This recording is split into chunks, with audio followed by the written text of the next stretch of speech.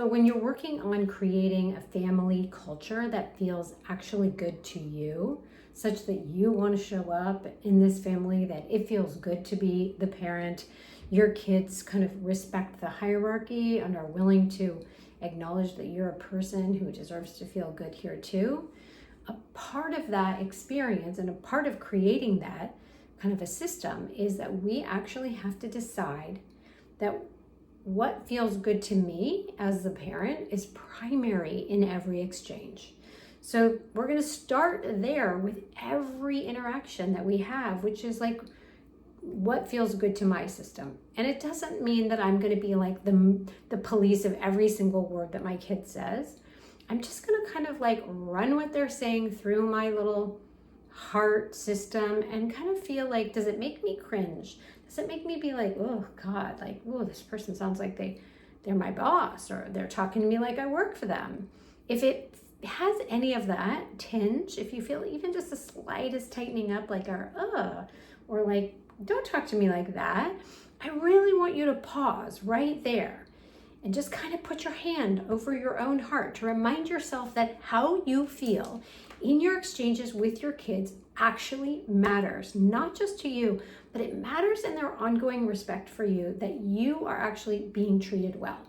So when parents start letting themselves be kind of walked all over, it's not only terrible for the parent's self-esteem and they don't enjoy the ride, but the kid actually learns some pretty harmful lessons about like respecting you or not respecting you. They're like, well, it doesn't seem to really matter. I can kind of walk all over my mom or my dad, and they seem to go more or less respond to me, sometimes negatively, but still they respond.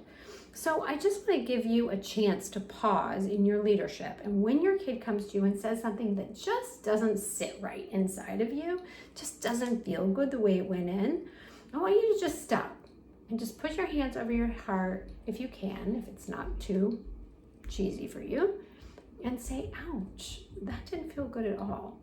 Can you start again? Can you just rewind? And this time, will you say what you want to say to me, but in a way that would feel good to me? And I'll just wait. It's no problem. That's something I'm going to wait for. And that's a boundary. That's an emotional boundary. And all I'm doing is saying, I am sort of the conductor. I'm the one who allows the things in or not in. And in this moment, what you just said to me and the way that you said it or the way that you said it didn't work so well for me. So you can also say that. Ouch, that did not work so well. The way you said that, for me, that did not work so well. Can you pause and rewind? Just start again anytime you want.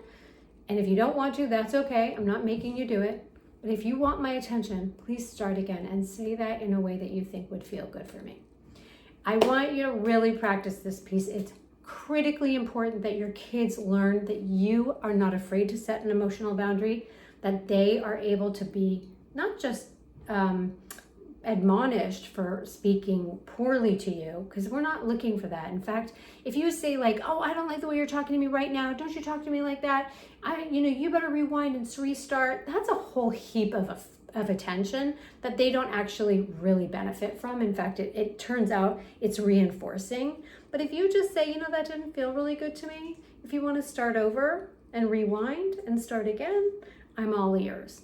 So I'm giving you a couple different ways to say it, but I'm not showering them with negative attention, nor am I responding to them if what they said did not sit right in my system.